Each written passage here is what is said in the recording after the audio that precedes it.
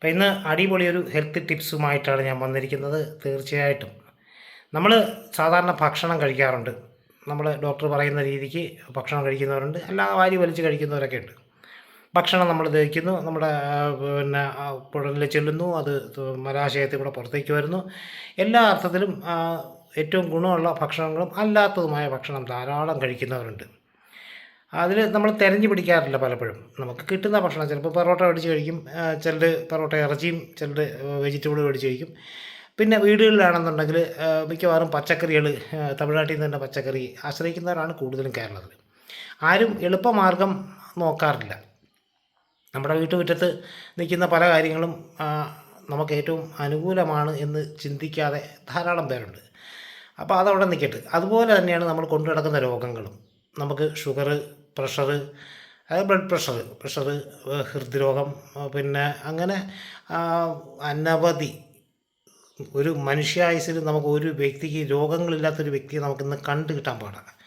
എത്ര ആരോഗ്യവാനായിട്ട് നടക്കുന്ന ഒരു വ്യക്തിക്ക് ഏതെങ്കിലും ഒരു അസുഖം കണ്ടിരിക്കും.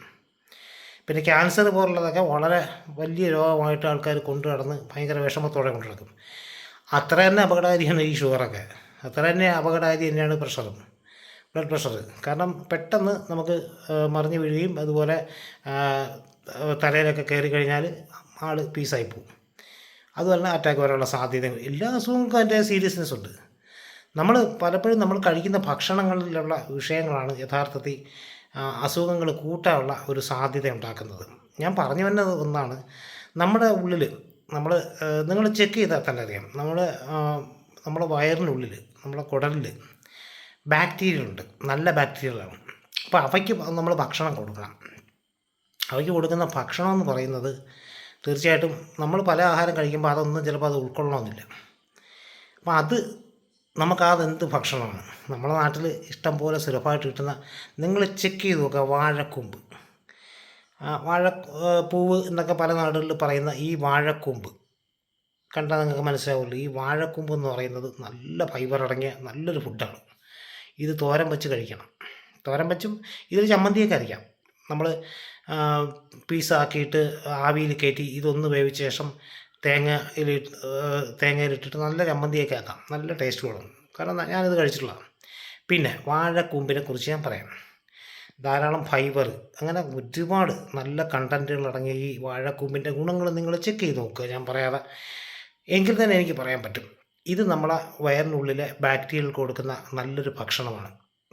ഇനി വേറെയൊക്കെ ഉണ്ടെന്ന് പറഞ്ഞാൽ നമ്മളെ വഴുവഴുത്ത വേറെ 1-2 ഭക്ഷണങ്ങളൊക്കെ ഉണ്ട്, ഒന്നിലധികം. ഞാനിത് പറയാൻ കാരണം എൻ്റെ അടുത്ത് ഡോക്ടർ നേരിട്ട് പറഞ്ഞതാണ്. നമ്മൾ ഈ വാഴക്കൂമ്പ് നമ്മൾ സ്ഥിരം കഴിക്കുകയാണെന്നുണ്ടെങ്കിൽ നമ്മളെ ബാക്ടീരിയകൾക്ക് നല്ല ഊർജ്ജം ഉണ്ടാകും. ഇനി അഥവാ ഒരു ദിവസം കിട്ടും, നമുക്ക് നമ്മുടെ ഗ്രാമപ്രദേശങ്ങളിലൊക്കെ ധാരാളം കിട്ടുന്ന ഒന്നാണ്. കാരണം നമുക്ക് വാഴയിൽ പിന്നെ ഒരു കൊല വന്നു കഴിഞ്ഞാൽ ആ കൊലയ്ക്ക്, ആ കായ്ക്ക് നല്ല പുഷ്ടി ഉണ്ടാവാനായിട്ട്, നല്ല ബലം ഉണ്ടാവാനായിട്ട് ഈ കൂമ്പൊടിച്ച് പലരും കളയാറുണ്ട്. പക്ഷേ ഈ കൂമ്പ് വീട്ടിൽ കൊണ്ട് തോരൻ വയ്ക്കുന്നവരും ഉണ്ടില്ലെന്ന് പറയുന്നില്ല. പക്ഷേ ഇത് കൂമ്പ് വീട്ടിൽ കൊണ്ട് തോരൻ വയ്ക്കണം. നമ്മൾ ചിലപ്പം പുറത്ത് കടയിൽ കൊടുത്ത് കാശ് മേടിക്കുന്നവരായിരിക്കാം. പക്ഷേ അതിൻ്റെ പിന്നിലുള്ള ആ വാഴപ്പിണ്ടി എന്ന് പറയുന്ന സാധനം വെരി ബെസ്റ്റാണ്. അതേപോലെ തന്നെയാണ് ബെസ്റ്റ് വാഴക്കൂമ്പും. അപ്പോൾ ഈ വാഴക്കൂമ്പിൻ്റെ ഗുണമെന്ന് പറയുന്നത് നമ്മൾ ബാക്ടീരിയകൾ കൊടുക്കുന്ന നല്ലൊരു ഭക്ഷണമാണ്. ഈ ബാക്ടീരിയകൾ നമുക്കുണ്ടാക്കുന്ന ഗുണമെന്ന് പറയുന്നത് നമ്മുടെ ശരീരത്തിലെ സകല മേഖലയിലേക്കും ബാക്ടീരിയകളാണ് പ്രവർത്തിക്കുന്നത്, നല്ല ബാക്ടീരിയകൾ. ഇതിൻ്റെ പ്രവർത്തനം കൊണ്ട് നമുക്കുണ്ടാകുന്ന ഹാർട്ടിലേക്കുള്ള രക്തയോട്ടം, അതുപോലെ നമ്മുടെ എല്ലാ അവയവങ്ങൾക്കും രക്തയോട്ടം വർദ്ധിപ്പിക്കാനും അതുപോലെ ഗുണങ്ങളുണ്ടാക്കാനും, നമുക്ക് രക്തയോട്ടം കൂട്ടുന്നതിലൂടെ നമുക്ക് ഒരുപാട് ആരോഗ്യം, ഹെൽത്തിന് ഏറ്റവും നല്ലതാണ്. അതുപോലെ നമുക്ക് ഈ കുടലുണ്ടാവുന്ന ചെറിയ ചെറിയ അഴുക്കുകൾ, നമ്മുടെ കുടലിലൊക്കെ അഴുക്കുകൾ നമ്മൾ ഭക്ഷണം കഴിക്കുന്നതിലൂടെ നമുക്ക് നല്ല എത്ര വൃത്തിയായിട്ട് ഭക്ഷണം കഴിച്ചാലും നമ്മുടെ കുടലിൽ എന്തെങ്കിലുമൊക്കെ തങ്ങി നിൽക്കും. അത്തരം അഴുക്കുകളെ നമ്മൾ പുറന്തള്ളാനായിട്ടും ഈ വാഴപ്പിണ്ടി വളരെ ബെസ്റ്റാണ്. ഈ വാഴപ്പിണ്ടി എന്ന് പറയുന്നത് നമ്മൾ നാര് ഭക്ഷണമാണെന്ന്, ഫൈബർ അടങ്ങിയ നല്ലൊരു നാര് ഭക്ഷണം. ഇത് കഴിക്കുന്നതിലൂടെ നല്ല മലശോചനം, ഗ്യാസിൻ്റെ പ്രശ്നം ഉണ്ടാവില്ല, നല്ല മലശോചനം ഉണ്ടാവും. പൂർണ്ണ ആരോഗ്യമുള്ളൊരു വ്യക്തിക്ക് നല്ല മലശോചനം നടക്കണം. ഇനി ഈ മലശോചനം നടക്കാത്തൊരു വ്യക്തിക്ക് ആരോഗ്യത്തിൻ്റെ പ്രശ്നം ഉണ്ടെന്ന് ഉറപ്പാണ്. അപ്പോൾ ഇത് നമ്മുടെ സ്റ്റോണിൻ്റെ അസുഖമുള്ളവർക്ക് ബെസ്റ്റാണ്.